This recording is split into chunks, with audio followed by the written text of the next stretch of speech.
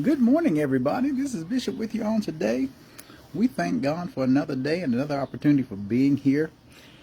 Let me tell you that this is a day that the Lord has made, and I will rejoice and be glad in it. Ah, so let's get into it. As you can tell by my posting, I was told that all I post is things for females. And so today I posted some things on my page for the men. Listen, as y'all can see, I'm letting my beard grow out and everything's getting gray and all this, but whatever. Um, Guys, let me tell you, everybody has worth, okay? All of us have worth. And never take a person for granted that's been good to you. All right? Don't ever do that. Don't ever do that. I don't listen to what everybody says on social media. All right? Because everybody doesn't know. Everybody doesn't know what they're talking about. But can I tell you, if you take a person for granted and they give up on you, you can't get mad at that person because you did that. You did that to yourself. And so sometimes the reason why people are the way they are is because of the way they've been treated by other people. One of the things yeah, somebody asked me, yeah, this right here is my birthmark. Yeah. Um, Here's the thing. If you're not prepared for what you prayed for or what you've asked for, then don't mess it up for somebody else that might be. Okay? I don't, so many people make excuses. I've heard, well, I have a child and that child demands all of my attention and blah, blah, blah, blah, blah, blah, blah. You're not the first one to have a child. You're not the first one to have a baby out of wedlock. You're not the first one to have a career. Brothers and sisters, in any type of relationship, I don't care what it is, you've got to have some, number one, common sense. And number two, maturity. If you are still insecure as a person, I don't care what gender you are, if you are still insecure, then every relationship you ever find yourself in is going to fail. Good morning. Hey, cousin, how you doing? Hi, Maria. Everything that you do is going to fail. Why? Because you are so insecure about who you're not. I don't think a lot of us know how to manage time well. Can I tell you from a male perspective, okay? I'm not one of those males who like to be neglected. If I'm going to be with a woman, I want that woman to talk to me. I want that woman to see me. I want that woman to text me right when I text her. Don't put me up. I understand if you're working. I'm not saying like that. I'm not talking about possession or obsession. I'm talking about respect for my time as well as you want me to respect yours. I don't get offended when she calls me and say, where you at? What you doing? Where you going? Who you with? And I don't get offended at that because to me, that shows me that she cares. Not that she's being nosy. I want my woman to meddle with me. Because if she cares enough about me to ask, that means she cares enough about me to consider me hers. All right? There's a lot of people, the reason why they don't want you doing that because they really don't care about you. And when a person is not used to being cared about, they will act totally different than what's expected. I don't call it meddling. I call it making sure that I'm okay. Because the way the world is, if I don't hear from you in a little while, anything could happen to you. And so a lot of females, a lot of males, a lot of people, a lot of us are not used to being cared for. And so we get set in our ways. Well, I've done this by myself for so long. Come on, y'all. Will y'all come off of that? I've done this by myself. I've had to do this and I've had to do. Okay, the reason why you had to do it was because you made a choice. You made a choice with a chump instead of a champion. So you can't blame anybody else for the choices you made. All right? The problem is you don't know how to relax in order to be right. So you force your issues onto somebody else, hoping that they're going to fall in line like somebody else made you fall in line. First of all, let me tell you, I'm my own person. And as a man, I think that the respectful thing to do, because again, brothers and sisters, you have to realize what's important as well as who is important to you. I love my child. I have one daughter. She's 33 now. But regardless, my woman comes first. Understand that. Even when it comes to my mother, my woman comes first. Why? Because the Bible says that when a man that findeth a wife findeth a good thing. I'm not going to mess my good thing up for a bad thing that's not producing anything. And so a lot of times what I think, and a lot of people think, well, Bishop, you're wrong. You're supposed to be a pastor. You're supposed to be a preacher. Can I tell you, first of all, I'm human. If you're not mature enough to talk to a man or a woman, if you're not mature enough to handle the opposite sex, just simply say that. Don't lead people on and then want to turn them off after you've got them started. I'll tell anybody, don't fake the flirt. Baby, don't fake the flirt. I'm too old to fake. I'm 51 years old. I don't play those kind of games. Either we down or we not. Either you want to talk or you don't. Don't ask lead-in questions. If you want to know something about somebody, you have to earn to learn. But when you are so full of yourself and you're so self-absorbed that you think that everybody wants me because of my looks, everybody wants me because blah, blah, blah, blah. Man, I can find a freak anywhere. Please understand that. Because you don't have anything that nobody else does. You might have some skills that somebody else might not have. But don't ever forget, I know how to teach as well. And so the problem with us, and this is what I'm seeing, a lot of people keep asking me this question. I don't understand how to communicate. The reason why you don't know how to communicate is because you're not communicating. And sometimes the people that you're trying to communicate with don't understand what you're saying. Why? Because they've never experienced it before. You can't expect somebody to comprehend a message that's never been discussed. If they've never been in a relationship where they could talk, all they know how to do is be silent. All they know how to do is stutter. And so, you know, I had a best friend, and you know, I was trying to build something, and then you have to get to a point to where you realize they don't want to build anything. Well, you know, Sister Zadie, good morning to all of you all. I don't want to miss anybody's name, but good morning to everybody. Here's the thing. Just because people's intentions are good doesn't mean they're godly. You can have a good intent and still have no God in it. Good intent does not mean godly content.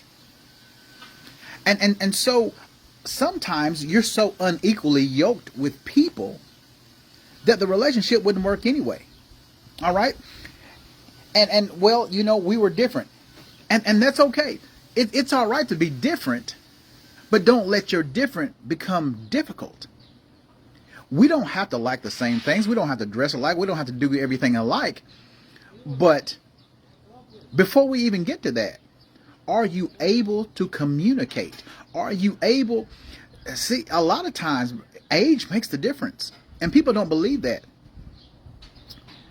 The first time I married, I was 18 and she was 33. I'm not stupid. I knew what I wanted. I knew exactly what I wanted, but I also knew what I wasn't going to tolerate. And I think what happens is when you allow outside interferences to play a role in any relationship or friendship, it causes distraction that brings destruction. In order to hear a person, you have to listen to them. A lot of people don't know how to listen, they just know how to talk. And because mama said it doesn't make it right, because daddy told you. A lot of people get offended because, well, you can't say my mama was wrong. Yeah, I can. Because your mama taught you how to deal with her. She didn't teach you how to deal with me. Because I'm not all men. And I think sometimes we teach our children false narratives that cause them to fail when they become adults. Why? Because mom and dad is all they know. You were scared into believing things that weren't true. And so what happens now, as you're learning, mama can't help you with this. Because she hadn't experienced this. She could only teach you from the experiences that she had. But she's not experiencing, I'm outside, guys. She's not experiencing who you are with who you have. And so you can't let mama be the source of your relationship. You can't let daddy. My mama dead and gone, y'all. And I can tell you there's some things that I would not do in my relationship that my mama did. There's some things that my mother told me, well, this is what you need to do. Well, no, hold on. Because now, see, there's a contradiction. I can love you without letting you abuse me. That ain't love. You're going to talk to me and not at me. Okay? And so a woman or a man that walks away from you without an explanation really never cared for you in the first place. I don't care how much they say they love you. They never do. Love covers the multitude of sin. Love should heal you, not kill you. And so there's some people that they listen to rumor, they listen to gossip, they listen to everybody but you. Because they're not prepared to handle the reality of who you are. Because they haven't taken accountability for who they are or what they've done. And so the reason why sometimes a lot of relationships fail is because the person that you're in the relationship with is still holding on to the last person that let them go. So they can't hold on to you. They can't respond to you. So all you get is a reaction. And so if they're not right in their mental or their spiritual, they're going to be even worse in their physical. Because your expectations is much more than they can handle. A lot of people are not ready to be right. They're too busy still wallowing in their own self-pity, their own mistakes that they still refuse to be held accountable for. And so when you hold them accountable, the first thing they're talking about, that's my past. Why? How? Matter of fact, let me rephrase it. How can you be mad at me about your past when you make reference to your past all the time? The first conversation that we need to have, I need you to understand, don't bring up my past. Because basically, the only time people want to talk about your past is when they're trying to cause a problem with your present. If they can cause a problem with your present, that destroys whatever future you might have with those people. And so the problem is jealousy is in the joke.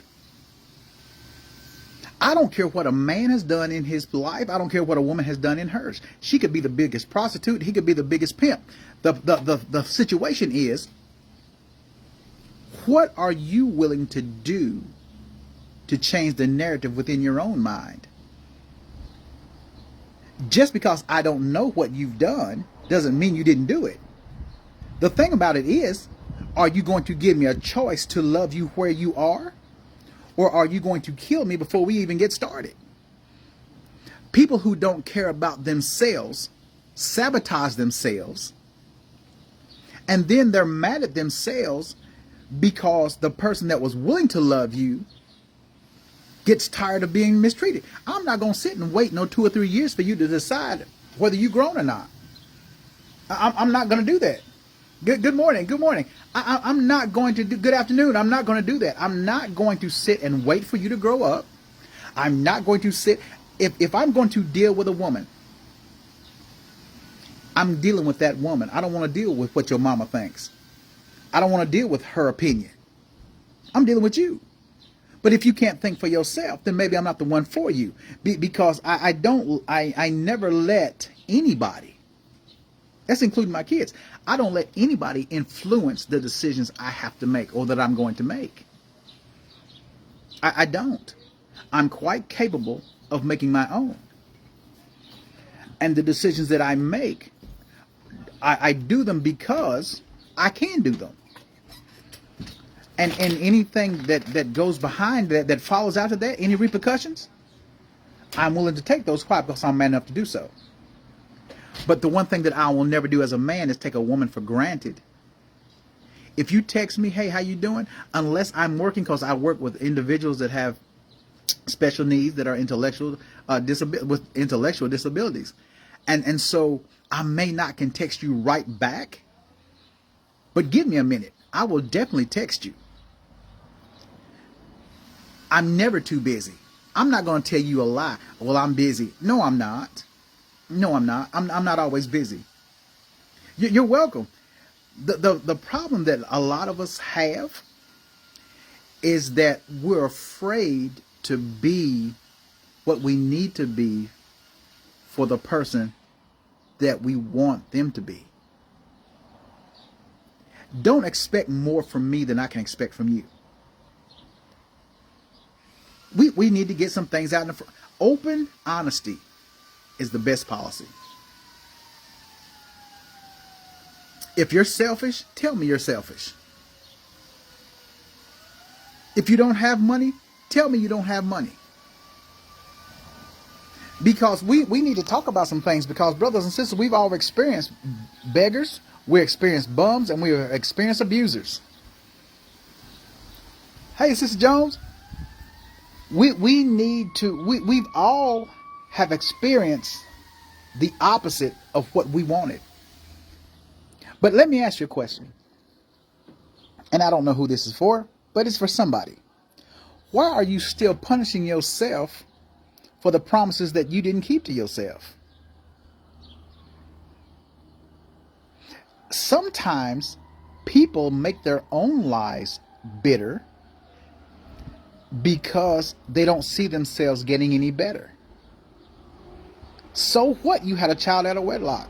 So what? You've been married more than once. So what? Who's holding that against you? People or yourself? Because can I tell you, as a bishop, when somebody tells me I couldn't divorce, watch me do it. Because people will always tell you to stay in situations that they're not in. I don't know what you went through, so I will never tell anybody. I don't care how many churches I pastor. I will never tell anybody that you need to stay in an abusive relationship. Why? Because you took vows. Hold on. The vows were broken when you put your hands on each other. Well, you need to talk to a counselor.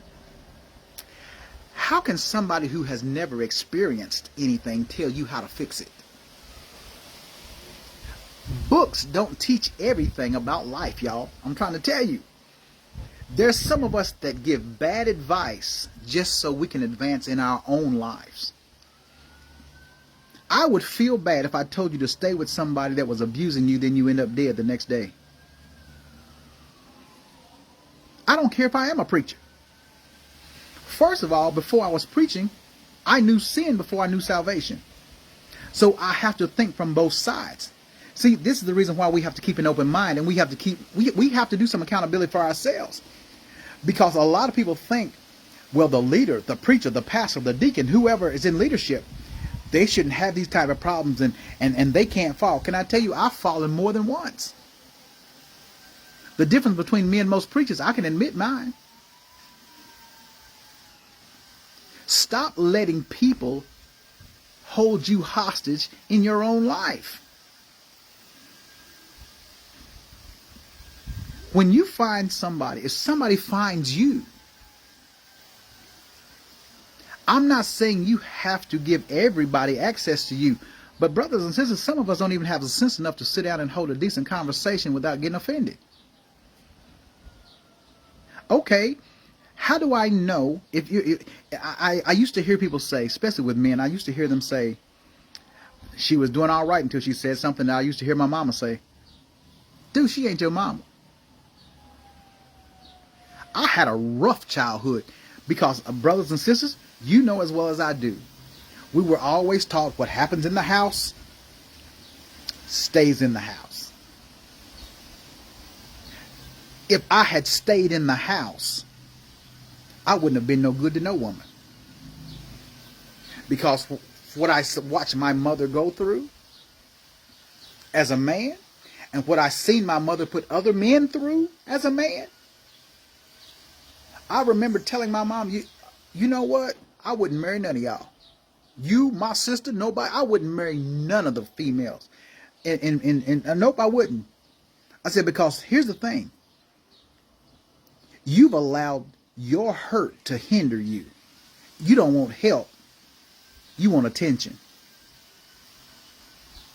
You can't help somebody who is comfortable in their own chaos. So what happens, a lot of females ends up punishing good men because of the bad ones that they chose to be with. And because they haven't forgiven themselves, nor have they forgiven them men. And so when they look at that child, they constantly resort back to what they used to have. And when they look at you, I'm not him, baby. I'm not him. I understand who you chose. I'm not who you chose. I'm your second chance. See, sometimes you stay with people not because you're stupid, but because the people around you are. They don't know that you're getting mistreated verbally. They don't know that you're getting mistreated. And again, you want to look good to the public. Yeah, I get it. I understand. You want to look good to the church because the church, you have this high stature in the church and your sister evangelist, Dr. Reverend. And I'm sitting there thinking, out of all your titles, you're still getting mistreated. As cute as you are in your dress, as cute as he is in his suit, yet behind closed doors, you're still dirty, you're still miserable, you're still messy. You have the church idea, but you have the club atmosphere. Oh, see, y'all ain't gonna like me because I'm not that preacher who pussyfoots around the situation. Let's keep it real. We grown. Let's talk. We just talking. You can't allow yourself to be loved because you have settled for just being liked. You settle for just being tolerated. So when somebody tells you to be quiet, you automatically assume the position. You know what, Sister Julia? That's exactly what it is. And when a person is used to narcissistic ideas, they become spiritually anorexic. They suffer from spiritual autism because they are no longer in control of their own actions. They let that person that broke them, that broke that spirit, that broke their mindset control them. And somebody that is used to being controlled likes to be concealed. What do you mean, Bishop? They're used to walking behind people because that's what they've been told to do. They've been convinced that behind me is where you need to be. I need to be seen. I'm the leader. I'm the one. But baby, can I tell you, that's not the way I work. First of all, if we're going to be in a relationship, I want to look over at you. I don't need to look in front of me. I want to look over at you. Why? Because we're a team. Well, you can't be a team unless you're married. Who told you that? Who told you that? See, this is the reason why males and females are in competition, is because of outside interference with them. You cannot win a 2025 people with a 1902 ministry. It's not going to work. I don't need males on one side and men on the other. I need us together. We have to realize that without each other, if God did not want us to work together, then why would he take one of my ribs and give you in the first place? When God himself says it was not good for man to be alone. Why? Because you were designed to nourish. You were designed, and again, here we go. The enemy has made a lot of females forget their role as a woman. You can't speak to the king in me if you're not paying attention to the queen in you. It's not about the sex. It's about the thought process. It's about the maturity. It's about the security of being comfortable in your own skin. And so a lot of people want men who want, this is funny, you want the valuables, but you don't want the value. Sometimes the valuables are not valuable to anybody but the ones who owns it. And so you want somebody who already has it because you don't. And so when you get with that person that already has it, what you didn't bank on was the stipulations that you have to endure in order to keep it. That's why if I go into a relationship, I'll tell you right quick, sweetie, I can cook for myself. I appreciate it. I can wash my own clothes. My grandmama taught me how to take care of myself so a woman wouldn't have to. Because I can speak from experience. I've had a lot of, especially young females, I don't iron, I don't cook, I don't do, honey, I can tell you don't do anything. And you're not cute enough for me to talk to. So you know, you need to go on with them young boys. You deal with them young boys that like calling you out of your name, that only want you for your looks, because when your looks fail, the relationship will too. I came up old school. I'll watch my grandmama iron. I'll watch my grandmama cook for my grandfather. I'll watch my grandmama being a woman while being a lady. She would always ask, "What?" See, I'm used to the cotton stockings. I'm used to, and don't get me wrong, I'm used to a woman looking beautiful. You should look good. I'm not going to tell nobody you shouldn't. But brothers and sisters, can I tell you, if a person can't accept your inner beauty, your makeup ain't going to make no difference. It's not. If you have to change something, there's nothing wrong with a woman desiring to be beautiful. She should be. But when it's taken for granted, makeup should be worn because I just want to, not because I have low self-esteem. I've seen women get hurt simply because when you pull off the makeup, you pull off the hair, you take off the false eyelid, everything that you had to do that wasn't you. Don't make a person fall in love with the fake. Make them, allow them to walk in love with what's real. I'm not going to pull off the attitude. If you don't like big men, you better tell me now. If you don't like a man, because I love to sing, I love to play music, I like being a man. But if you're one of those types that I don't want my man around me all the time, okay, all right, then don't get mad at me when I don't give you the attention that you need. And then when you start telling me, well, you know, I think we should see other people, I'll give you that option too. Don't ask me for something that you really don't want. Because a lot of people have been taught some wrong ways about women and men. And I see a lot of women bashing men. If he's not doing this for you, if he's not doing that for you, well, let me ask you something. What are you all doing for each other? You're so busy listening to your girlfriends, and they ain't got nothing. They're being abused. They're writing the diary of a mad black woman. But they're making you think, girl, I got it going on. But your boyfriend, your husbands are always out of town on trips and this, that, and the other, and you never get to go with them. Why is that? See, I'm not impressed with what everybody has. I'm more attentive to what you're not showing me. I see your stuff, but I don't know your heart. I don't know your mind. See, I'm looking for something deeper than just what you got. Your sex don't appeal to me. Believe me, I never have a problem trying to lay down with somebody. I get that all the time. Bishop, are you single? Bishop, a lot of times when I'm approached that way, I know when demons are coming at me. You need to talk to that person, because I'll tell you about me, I got a mouth. I got a slick mouth. I don't tolerate stuff simply because I wasn't raised to. I don't. I don't answer questions to your family. Your family ain't got no business asking me nothing. It ain't none of their business who I am or what I'm doing. Well, what are your intentions? That's not your business. That's not your business at all. It ain't none of the church's business. I don't care who I'm with. The only one that needs to know anything about me is the one that's willing to be with me. And I'm not going to marry right away. Everybody wants to be married. Everybody wants to be a first lady. Can I tell you something, y'all? Y'all are never going to be the first ladies.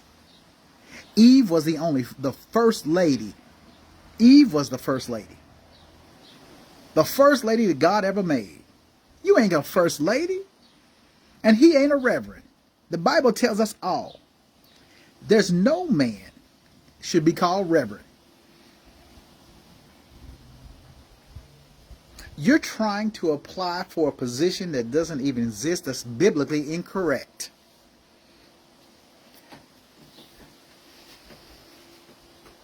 So this is what I'm trying to say. Brothers and sisters, stop getting offended at people that are phony.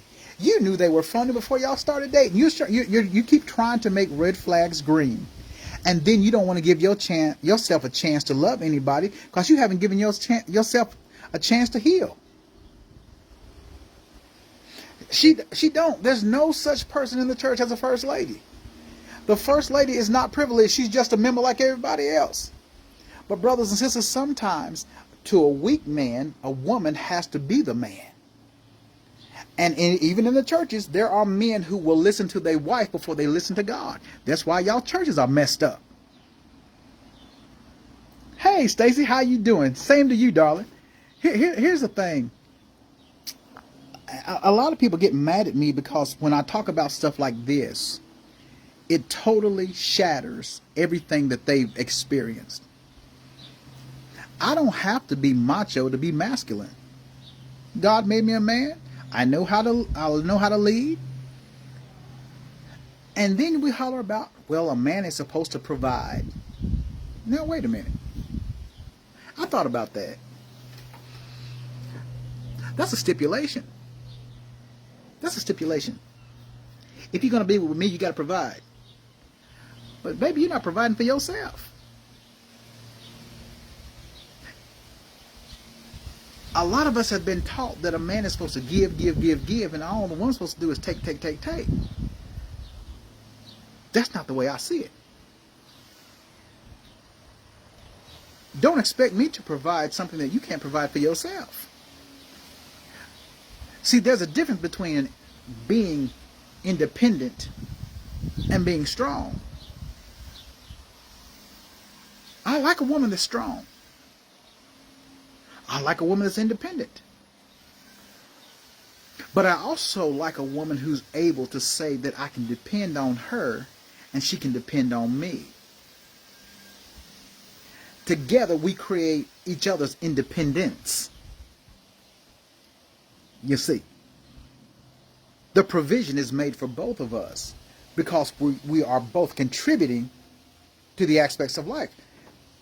And so a lot of, especially young women who has this masculine attitude because you've been hurt by a man and you don't know how to handle it, see, I'm an older man. You start to get an attitude and you develop this self-conscious image. And you feel like you have to mistreat or you have to prove yourself to somebody simply because the man that said he loved you never proved himself to you. And so you're constantly looking to be hurt instead of being willing to be helped. Sometimes you need to check yourself before you wreck yourself. Your mouth writes checks that your behind can't cash. Instead of trying to be, I'm this independent woman, I don't need no help because I realize if I accept help from you, then you're gonna want something in return. That suggests to me that you've been with those type of men. You haven't been with a man, you've been with some boys trying to be men. And you never formed a foundation to build on. You weren't built. You were sexed. And that's all you were. And that's all you're comfortable with. And that goes for males too. So you have to be at a point that a man needs to go to God to get to you. A woman needs to go to God to get to me. Because if you don't, what's going to happen, you're going to find yourself with the same devils that you divorced, that you broke up with. And then you end up old, miserable, and mean.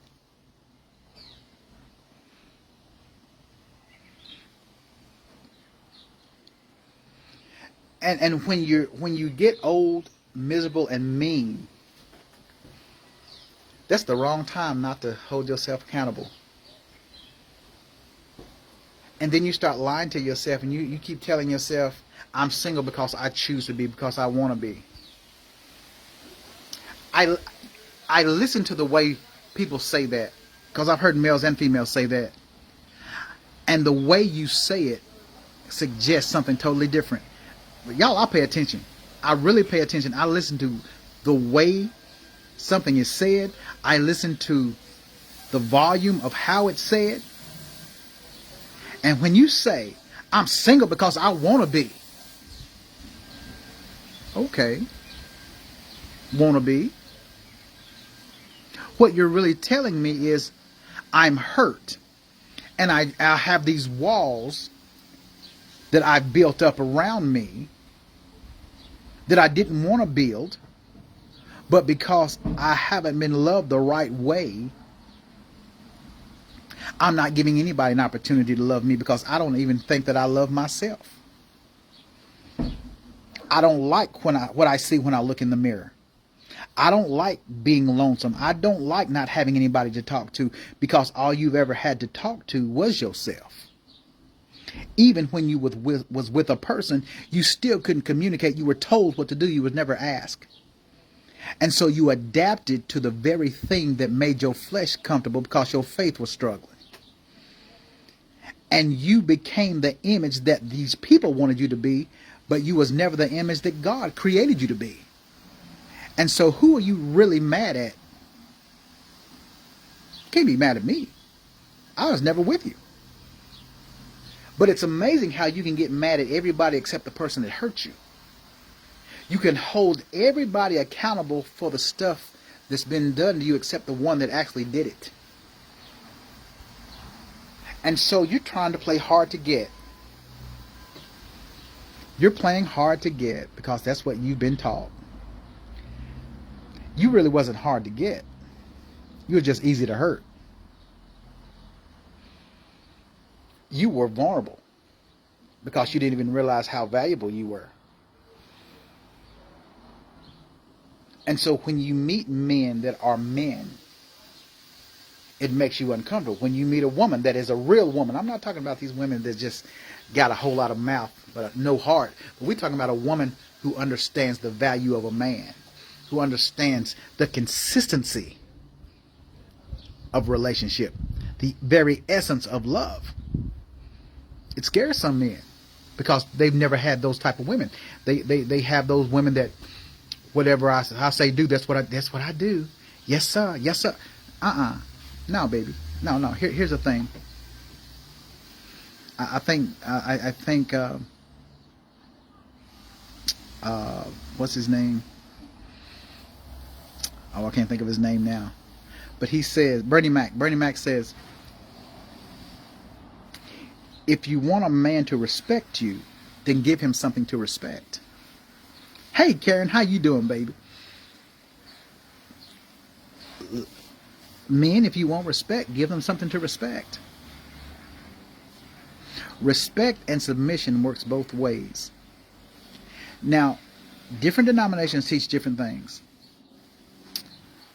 I know the Bible says that a woman should be submissive to her husband. God didn't tell a man to be submissive to his wife. What do you call it, though, when they both respect each other's roles in a relationship. Submission.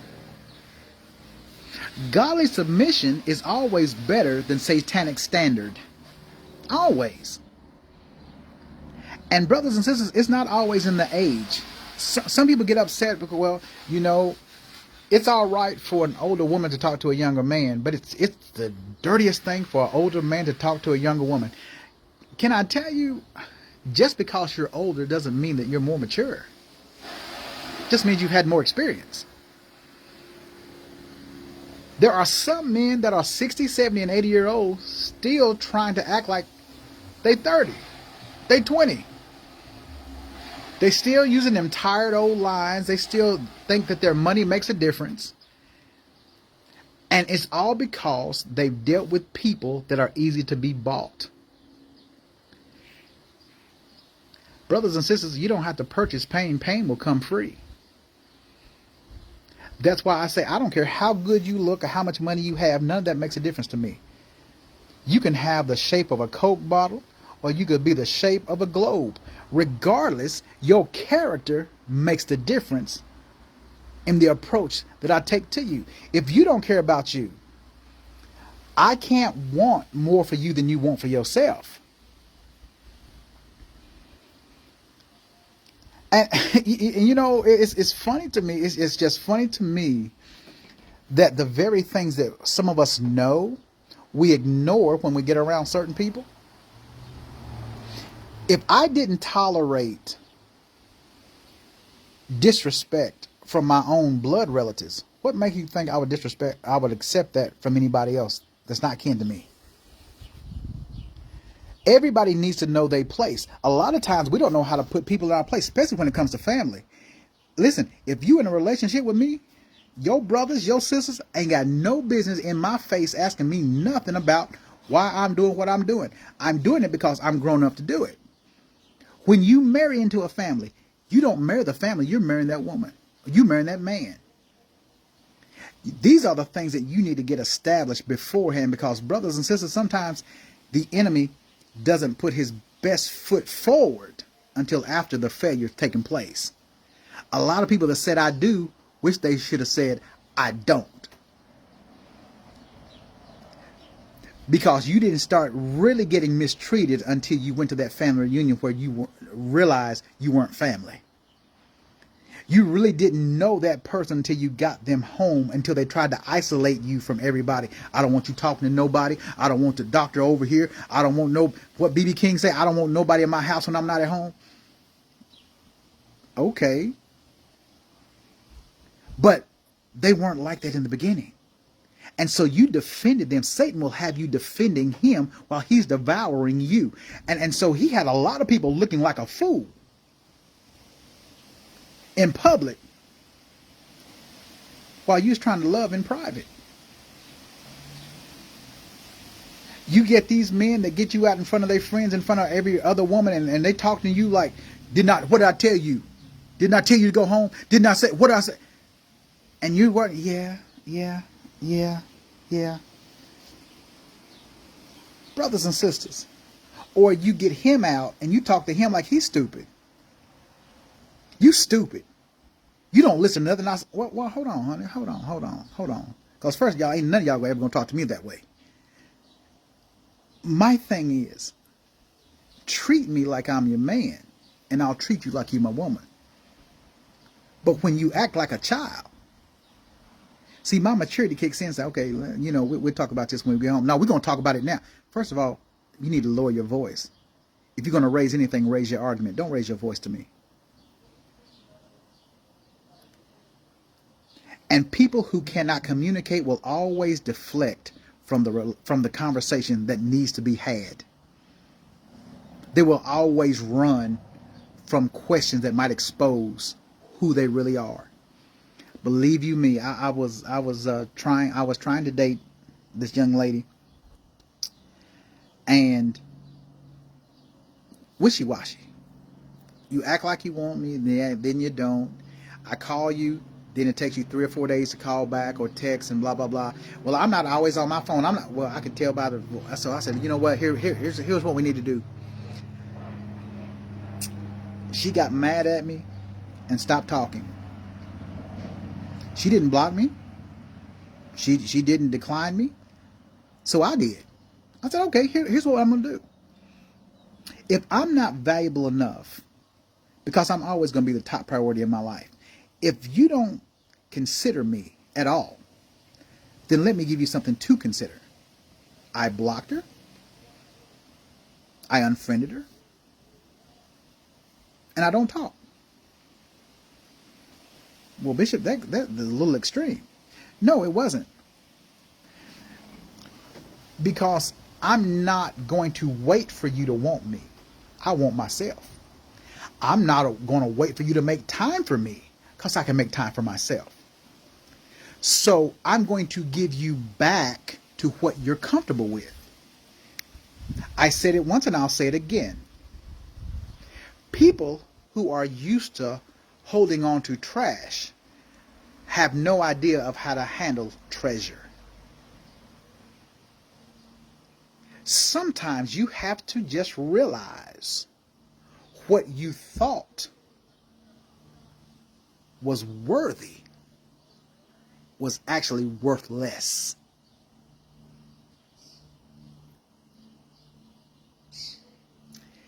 Because when I make my choice is made. And you know what, Karen, about peace? Hey, Nisi, how you doing? Peace can never be found in a problem that's being denied. It can't be. And so a lot of people don't have peace in their life. They didn't have peace when you met them. And they're too ignorant to realize that you were the peace that God sent to them to enhance their life. But because they are so self-absorbed that they are willing to sacrifice what you have to bring. See, you know, I keep trying to tell folks, I know what I bring to the table because I built the table. Oh, happy birthday, honey. I know what I bring to the table because, again, I built the table. You're not going to break my table. I put too much into it. I don't deal with cheap materials. I made the table. I set the table. I cooked the food. And so, therefore, I know exactly how it's going to taste. Oh, Bishop, you cocky. No, baby, I'm confident. Because I played the fool several times. I know what it is to be cheated on. And while I'm talking to you on the phone, you sitting there right with a dude sitting there in your room talking to him while you on the phone with me. I played that role. Let me tell you, I have experienced some stuff. I know why you don't want to talk to me, because you have somebody else in mind. Okay, then go ahead and do what you do. But here's the thing: don't come back to me. Don't come, oh, Bishop. You know I made a mistake. No, you didn't. You had an intention, and you followed through on your intentions. Now, my intention is never to talk to you again, because number one, I can't trust you, because you operate in feelings. I walk in faith. Stop falling in love and start walking in it. A lot of people want to fall in love. Well, I didn't fall in love. I fell in lust. Well, happy birthday. Oh, my birthday, ladies. Happy birthday to you. Happy birthday to you. Happy birthday, God bless you. Happy birthday to you.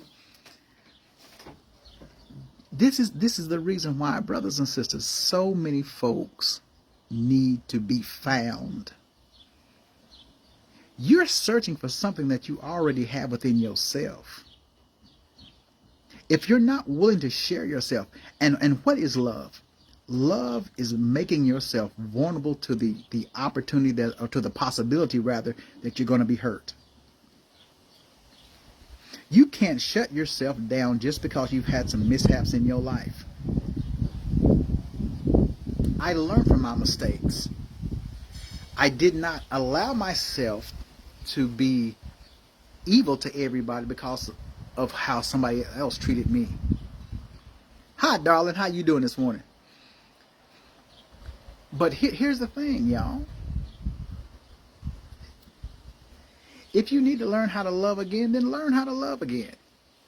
You're welcome. You're welcome. Learn how to listen to God's heart so you can see theirs. Hey, cuz, if you're not healed yet, then don't put yourself out there as though you are. Sometimes what you desire doesn't desire you. Don't let people play with your emotions. Don't do that. A lot of us are emotionally hurt and spiritually hindered. Why? Because not everybody deserves your love. Not everybody deserves the opportunity to be in your life. And so when you find yourself looking, what are you looking for?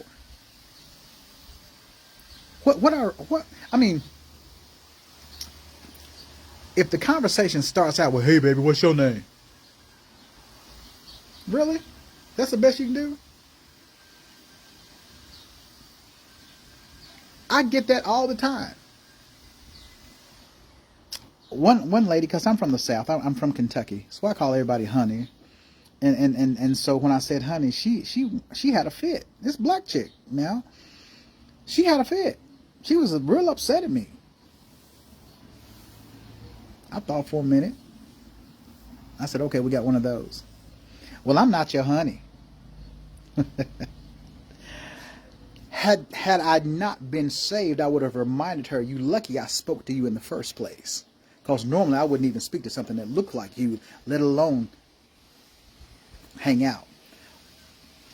But when God changes your mind, he changes your mouth. Don't get it twisted. I'm still saved, but I'm not stupid. God's still working on me too, y'all. I'm just telling you.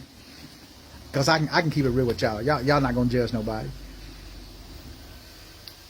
Well, I'm just not used to somebody calling me honey. I'm just not used to... You know why you're not used to that? Because don't nobody call you that. You can't be used to somebody calling you something nice because you're used to somebody calling you something nasty. So it offended you that I was nice to you. That's what it was. My approach to you was different. And it works vice versa. I've had people that think because they have more than me. I've spoken to them and they don't even speak back. They don't say nothing. I'm to the point I just laugh at them because I'm like, oh, okay, so they think they're better than I am because they have more or they know people that I don't know and this, that, and the other. But again, I know what I bring to the table. Some people are willing to miss out on you because they're messy. Stop chasing these fools.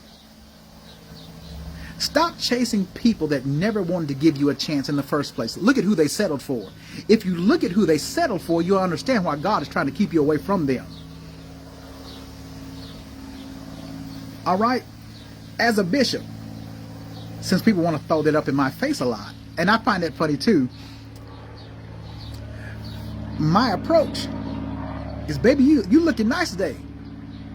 Can I tell you publicly, and I hope that everybody's watching all over the world, just because I call you baby or I say honey, please don't assume, and if you know the first three letters of assume, don't assume I want you because I talk to you nice. What's up, my brother? That's my preacher right there, y'all. It's one of my friends right there. Don't assume anything about me until you talk to me.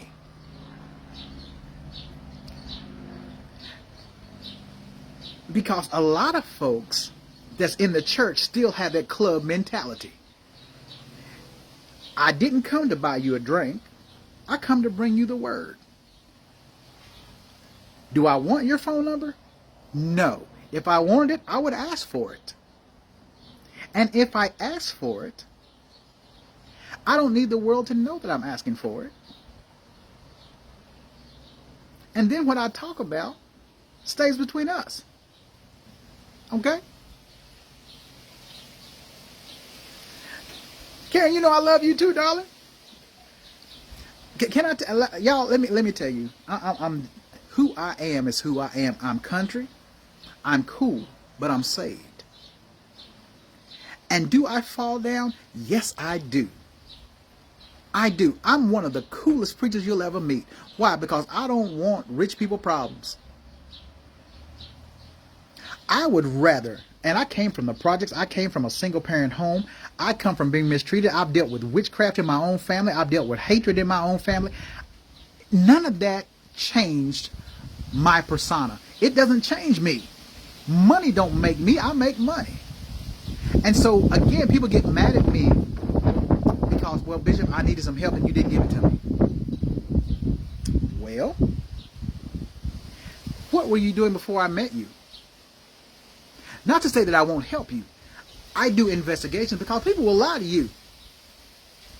People will lie. I've helped money. I've sent money to people. They would say they were hungry. I don't know whether they were or not. But sometimes, brothers and sisters, there are things that Bishop needs. And I know how church folk are because, he needing some money. He needs some money. Then you want to stop listening to my broadcast because you think he's going to ask me for something. Baby, I'm not going to ask you for nothing. You know, Sister Cheryl, I'm sorry. Here's the thing. I am country. My grandmama called everybody honey and baby. My bishop called it. It's just a natural thing. I call my sister baby. I got a best friend that's female. I call her baby. These idiots kill me thinking that somebody wants them just because they hear a word sexual that came from somebody saved. You can tell when people are not used to being loved by the way they react to the possibility. you know, because what's ignorant to me is that you don't have a problem watching me on Facebook, but you have a problem talking to me in person.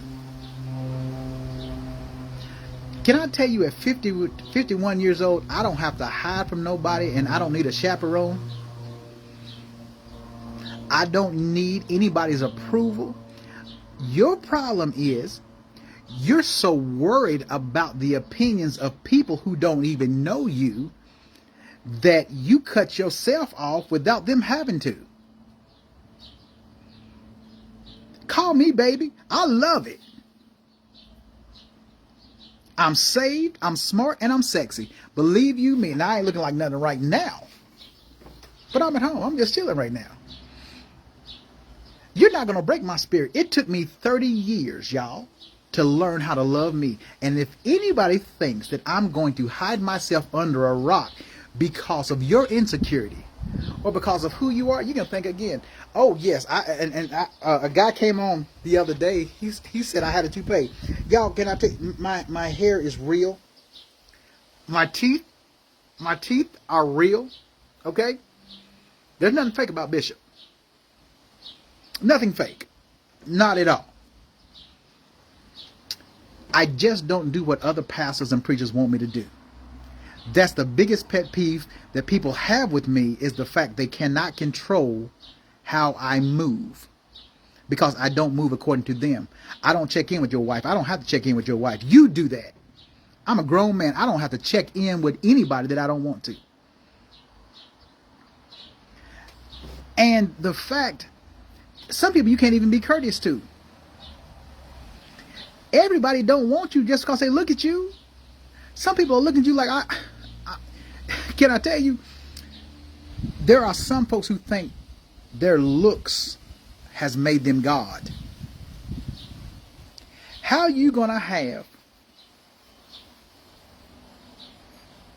a Beyonce attitude with a Rick Ross body? If you ain't looking good, you ain't looking good. But brothers and sisters, sometimes, can I tell you the difference between me and most preachers?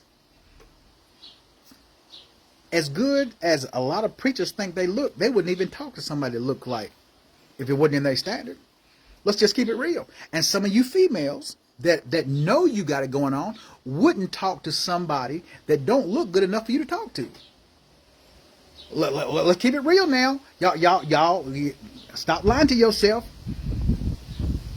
Because I know what turns me on. I don't know what turns me off. And somebody with a funky attitude, I don't care how cute you are, you still don't exist to me. I will walk past you like you not standing there. Because I know who God has created me to be. And I say that because I had a young lady to tell me, now she was around 450 pounds. Don't care about that. But she had the nerve to look at me. Because brothers and sisters, most of my life, from I guess from 10 years old to 40, I was always 136, 137 pounds, maybe. The heaviest I ever was 176. All right. When I was diagnosed with lymphedema in my legs, I started picking up weight. After my son died, I started gaining weight. I let myself go for a minute, and now I'm a big guy. But I'm still I'm not crippled or anything like that. But what was funny was she looked at me and she says, "You're cute to be a fat guy." Now, we grew up together. She's been heavy all her life. I was slim most of my life. And she's like, Huffman, since you got older, you're cute. But I don't date fat guys. And I said, honey, and I'm a year or two older than her. I said, do you remember what I looked like when I was in my 30s and 40s? She's like, well, yeah. I said, do you remember what you look like in your 30s and 40s? She's like, yeah. I said, then, well, how can you make that statement when you've been big your whole life? And I never said, oh, for you to be a big girl, you got a pretty face. I've always respected you. I always was kind to you because I watched everybody else make fun of you. Called you names, thought you were a lesbian, and this, that, and the other. And I said, I was the one who talked to you all the time when no one else wanted to. And still do. And she said, you know what, Rick, I never really looked at it like that. You can't break me by what made me. I've been laughed at. I've been mistreated. I've been lied on. I've been lied about. People make accusations. I've been investigated I don't know how many times. I've been through the worst. So from now on, for me, it's only the best. And I don't care what you have. Your substance means nothing. What's your substance like?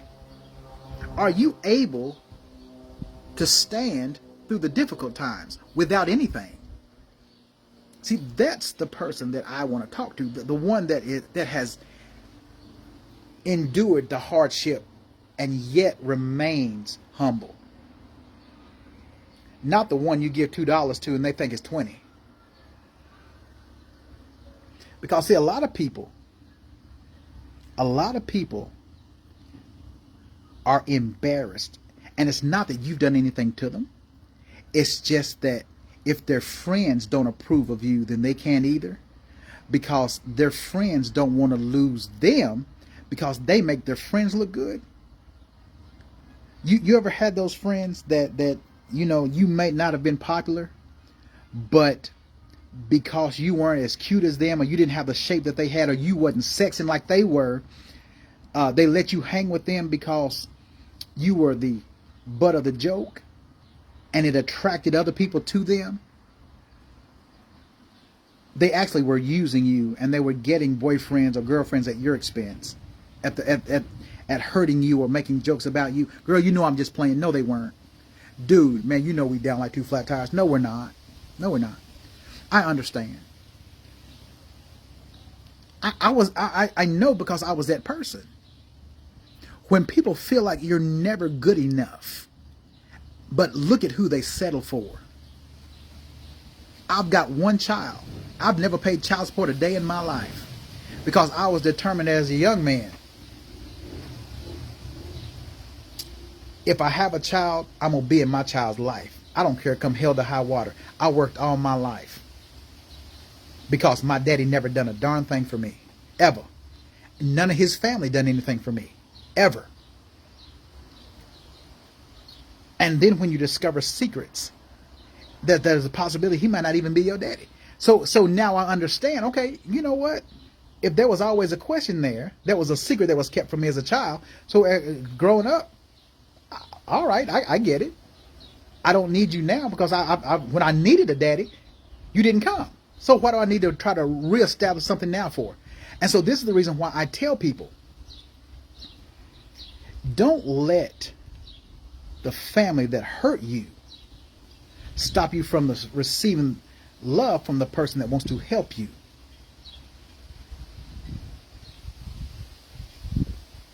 Because at the end of the day, sometimes you are the reason why you're miserable. You're afraid to let somebody in because you're afraid to let you out. I don't care how much you go to church. There are people at the church that hasn't changed. There are people at the church that still are fighting personal demons that still needs to be delivered. They might be saved, but they're not delivered. And so they can't help you until they can get some help for themselves. And most pastors, especially preachers like me, you don't find very often because they're too proud to tell you, I've got problems. I've had some issues. I still got a temper. Can Bishop be real with y'all? I'm saved, but I still do some cussing. There's some things that God has to take out of me. I can't pretend to be righteous when I know there are times when Bishop's wrong. See, you can't hold me accountable for something I'm holding myself accountable for already. I give everybody in the world that I meet two options. Either you like me or you don't. Either way, I love me because I know what I'm loving. You might not. That's why in my posts, you might see some profanity in some of my posts. Well, how can a preacher do that? Can I tell you, most people that like to make comments about other people's lives are mainly in denominational churches. And you'll never know anything about their life, but they're quick to open their mouth about yours. I don't care whether you've been a crook, whether you've been a convict, or whether you've been a Christian. It makes no difference. You still got some stuff that you need God to fix. You may not cuss, but you still lie. You still get mad. And see, we ought to thank God that we don't go to hell because of what we think. Now, you talking about, well, she shouldn't be out here sexing like that. Baby, you used to do it. She shouldn't be out here drinking, and she shouldn't be out. The only reason you're complaining is because you've gotten too old to do it, and you're not as attractive as you used to be. Understand that everybody has to live their life and make choices just like you did.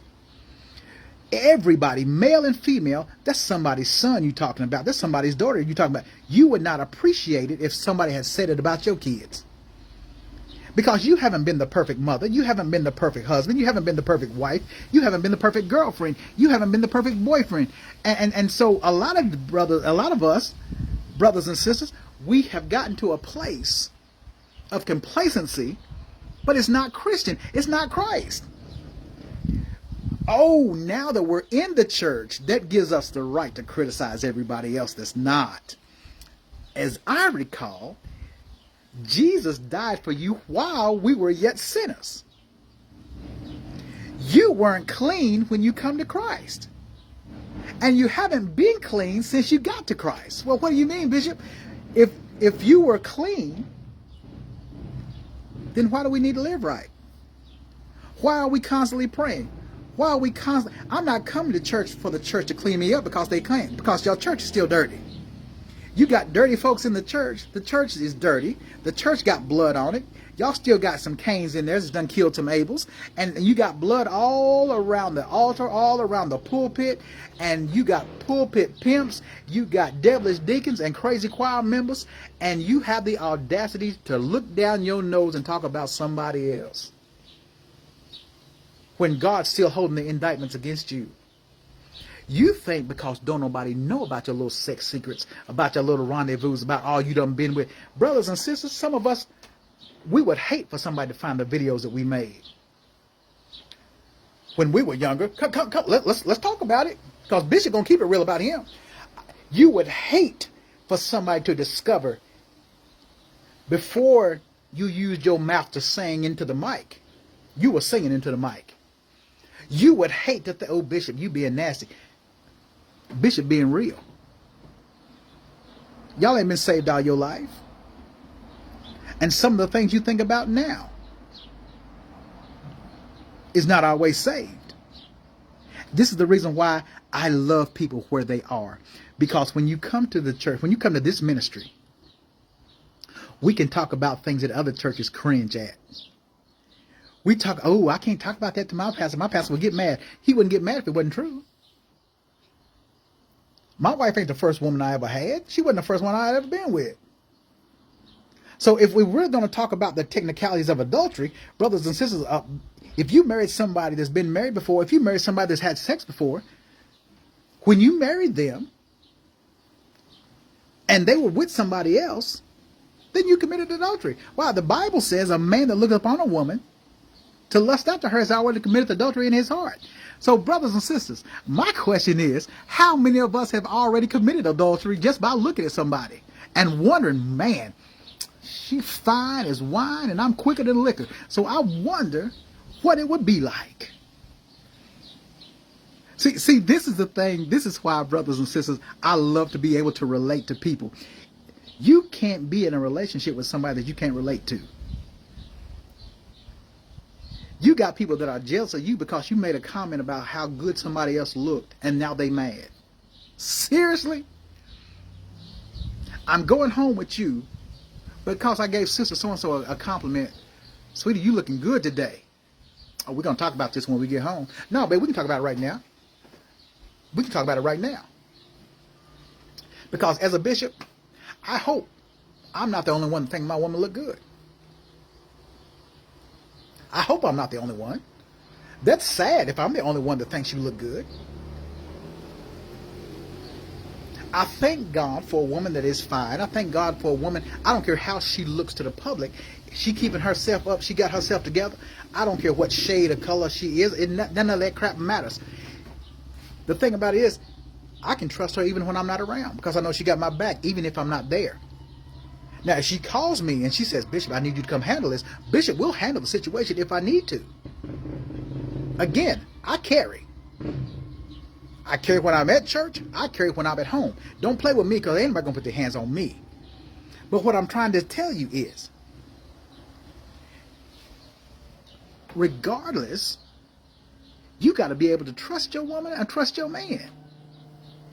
And if you don't trust them, you will betray them. A jealous heart leads to a jealous joke.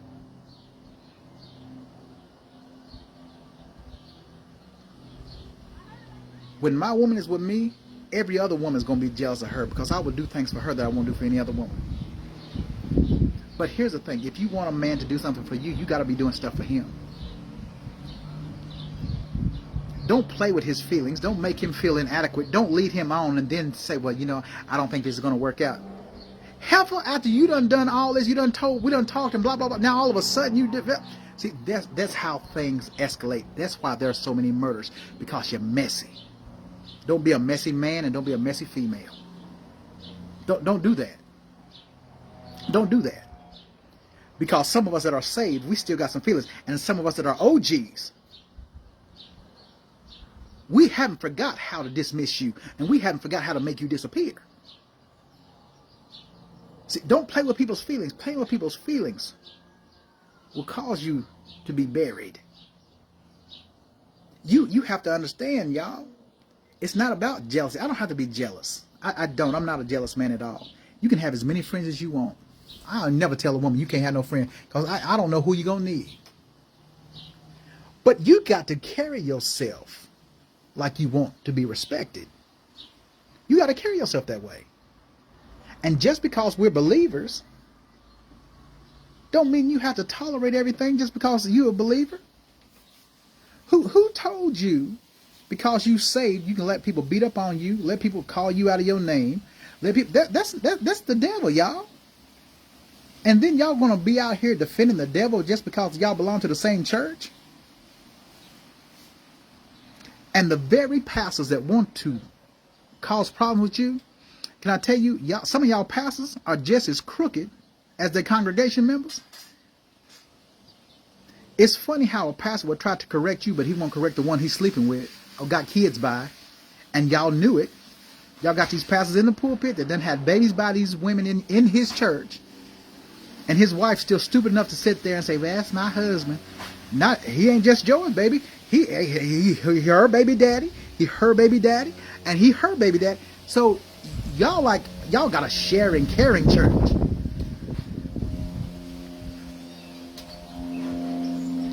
So if the Bible teaches us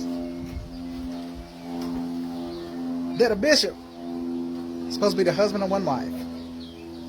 Now, brothers and sisters, here's the thing. Here's what we're doing. Here's where we're gonna go. If we're going by what's in the scripture, and not out of context, not what somebody told you, that means being married more than once. You commit adultery, especially if your husband's still alive. Now, let me ask you, did God give him to you, or did you choose him? That's the question. Because we're quick to say what God put together, no man can put asunder. Well, you've struggled ever since you've been married to him. Did God give him to you? Did God give her to you? Or did you go out and pick that because your flesh was thirsty?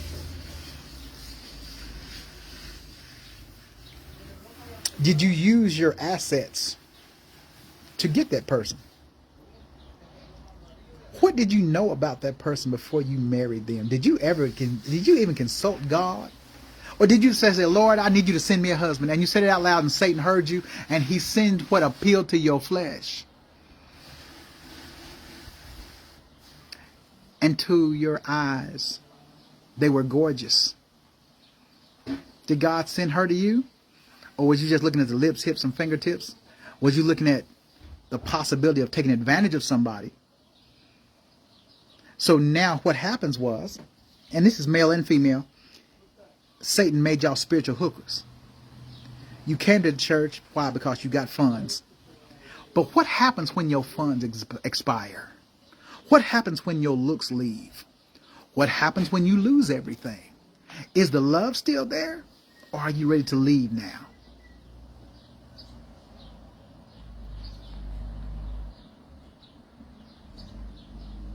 Oh, the golden rule, Sister Ernie. The golden rule says, do unto others, you'd have them do unto you.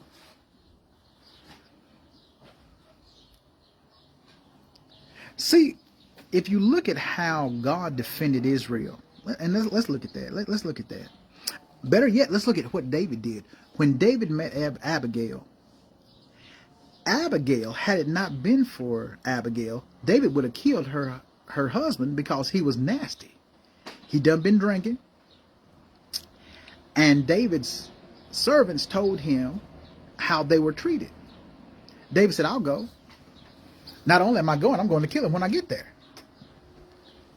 When David met Abigail, Abigail gave David.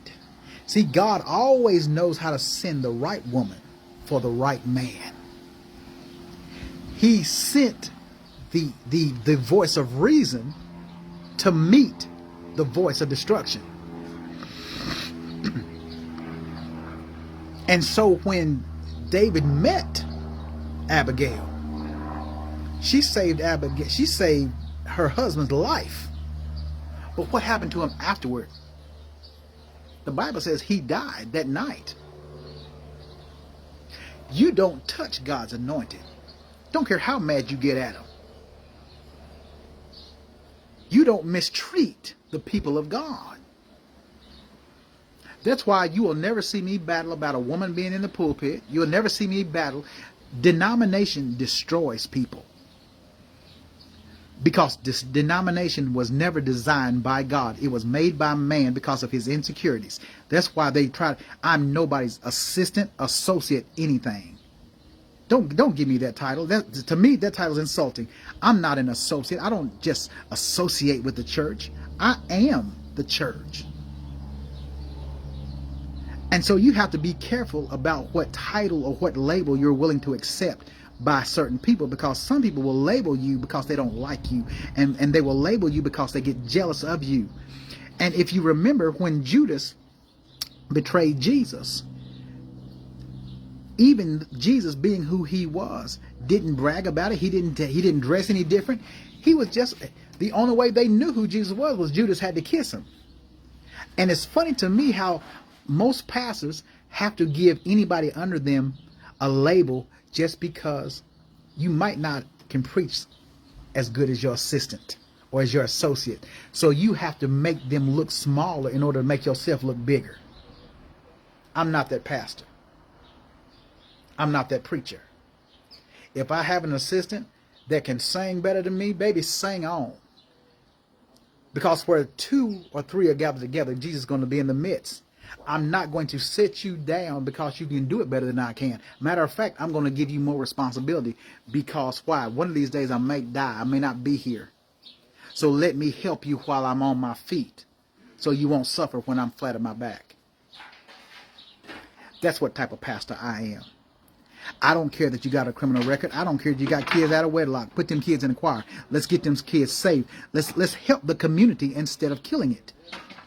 Will she come in here with a short skirt on? And are you going to buy her another skirt, or are you going to run your trap about it? If you're not, you want to tell her to take her skirt off, then you need to take that wig off because it's sitting sideways. Take them fake eyelashes off, looking like Tammy Faye Baker. Take them off. Be real. At least she's coming. At least he's coming. Well, he's a dope bad guy. I don't know if I want him. He's a homosexual. I wouldn't know if I want him in. Well, let me ask you something. What's the difference between him being homosexual and you being a heterosexual? Fornication is fornication regardless of who does it or how it's done or who it's done with. So if I'm going to set everybody down for some sin, guess what? We won't even have a church. We won't even have a building. Why? Because I'm too busy meddling in personal affairs to be about the business of the Lord. So again, I'm trying to play God. And the only way that I can do that is I have to deal with weak people that don't know the word. That's when my salary becomes my salvation. Y'all see why preachers hate me? Y'all see why people don't really care for me? Y'all see why a lot of females don't care for me? This is why. I want a female to be strong. I don't care how many people label you a fake, phony, or unforreal. Look at these people and say they foolish. They don't know you. They don't know what you bring to the table because you won't let them sit down with you. I'll feed you. I'll give you a plate to go. I don't want you sitting next to me. I don't want you at my table. My table is for people that don't mind the experience. So I don't have to embarrass you to be a blessing to you. And I don't have to mistreat you to love you. I can love you with the utmost respect. I can love you because I know how to handle you, because I know how God handled me. So this is why I find it important. Brothers and sisters, y'all are amazing people. You're amazing. You've been through hell in your life. You've been through hell in your church. You've been through hell in your family. And yet, here you are today. Out of all you've been through, God is still using you. Even when people tried to criticize you and said you would never make it. If I had believed what church folks said, I'd have stopped preaching years ago. If I had stopped serving God because of all the opportunities I was denied. Because brothers and sisters, I could always sing. I've always had an anointing and I know who I am in Christ. But when it comes to the, how should I say it? The organized gospel. What I discovered, the only organization was in there was crime. It was organized crime. The churches are now operating in manufactured faith. It's all about the money, and it's all about who you know. In order to get promoted, you have to do some things. God never told me I had to sit under anybody for 10 or 15 years to prove myself. God never told you nowhere in the scripture that you had to prove yourself to a man. Never. Man come up with that when Satan made him think he was more powerful than God. Because if you ask yourself the question, what good is it going to do to me to prove myself to you, and you still tell me I'm not good enough? Because I'm not going to do it the way you want it done, or the way you think it ought to be done, when God says I need it done this way. Then you're not being submissive to leadership. Oh, I'm submissive to leadership, just not yours. I do what God tells me to do, because what God is telling me to do is contradictory to what your denomination does. And so matter of fact, y'all, I'm gonna say this: stop having conversations with people that have conversations with Satan. Just stop it, because you're gonna find yourself being in arguments that are unnecessary. Stop chasing men, stop chasing women that are too ignorant to realize that God sent them to you for a reason. And stop waiting for something that's never going to happen. You spent years of your life trying to find you, only to give yourself to a fool that's trying to blind you. You're better than that. Don't let trash mistreat you. They trashy. Give them back to who they're comfortable with. Take them back to the dump that you found them in.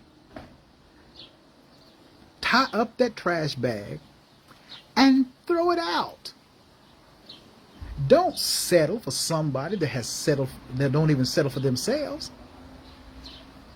Why are you settling for? You saved.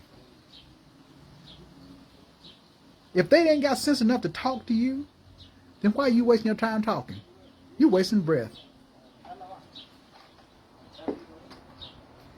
And trying to teach somebody how to love you, can I tell you, that's the most difficult thing you can do.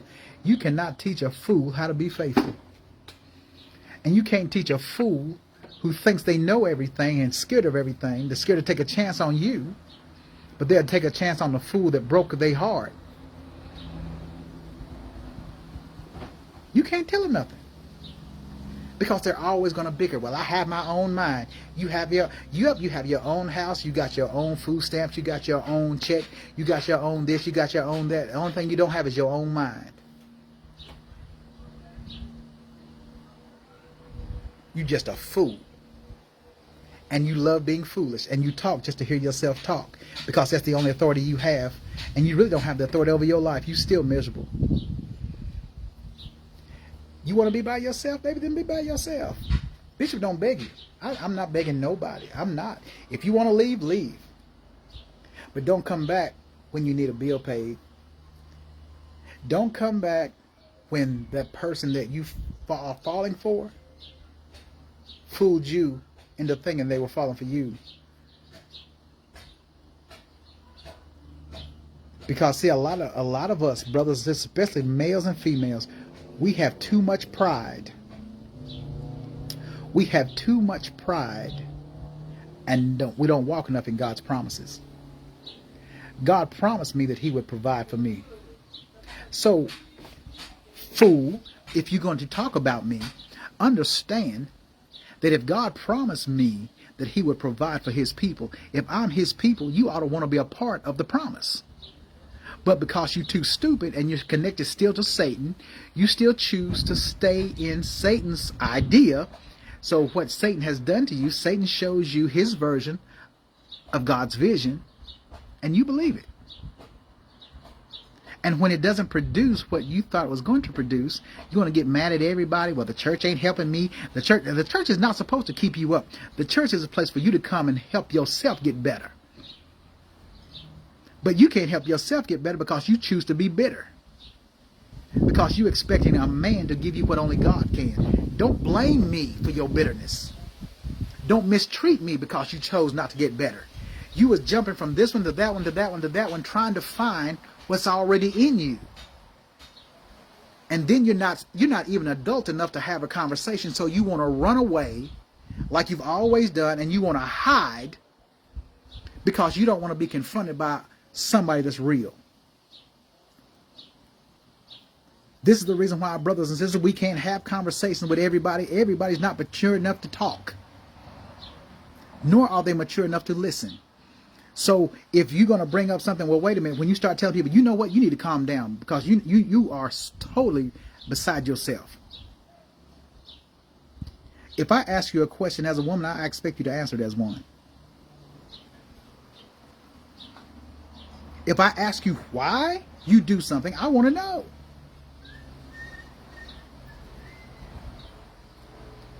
You need what you need to understand is that if you're not grown, then don't deal with grown people. If you're not able to handle a grown-up relationship, then stay with your adolescent crush.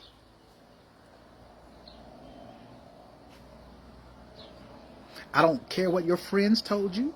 I don't care what you've heard. I don't care. If I ask you a question and we're talking, the wrongest thing you can do is let me find out you don't went and talk to your friends about what we talked about. I'm done talking to you. That means I can't trust you because you are a traitor. Because what we talk about stays between us. If you're mature. And men run their mouth just as much as women do, y'all. Come on. Men do it too. My boys ain't got no business knowing nothing about you. Whatever we do, whatever I say to you, we ain't got no. And I will never embarrass you in front of anybody. Ever. I don't care how much we fuss when we get to church. We'll talk about it when we get home. But when we get there today, we ain't giving the devil no room to intervene. Because the enemy is always looking and listening for a way to come in and devour folks. As a man, I got to love you regardless of how I feel about you at that moment. My bottom line is, if God entrusted me to take care of you, then I got to take care of you no matter how I feel about you. And so the first thing I know, we're not going to argue. We're going to pray before we talk. We're going to pray. Because if you can't pray for me, you can't stay with me. Hello.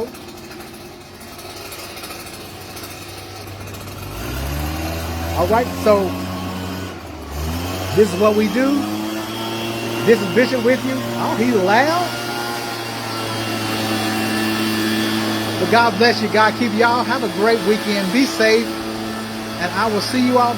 I don't think I was going to have service tonight, but I don't think I'm going to. So I will see you all on Sunday morning. You all be blessed.